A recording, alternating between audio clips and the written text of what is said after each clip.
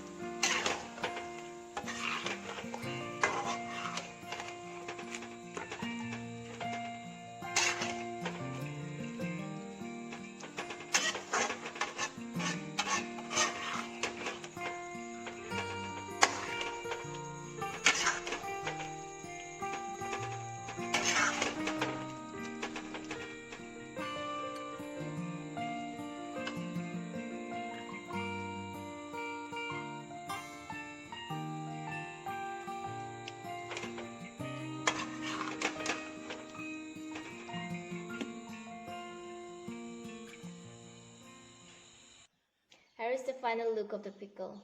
Have a look. Looks yummy, right? I didn't prepare much because I thought, what if my bamboo shoot pickle gets too sour like that? I was worried about it, but I was wrong. It's not too sour. It's the spiciness and the sourness, everything is just properly balanced, and I'm just loving it. The last time I prepared a bamboo shoot pickle with this fermented one, I had to like boil them and then I sun-dried, then only I fried them because I was scared it will get too sour. But anyway, I'm just loving the result of it.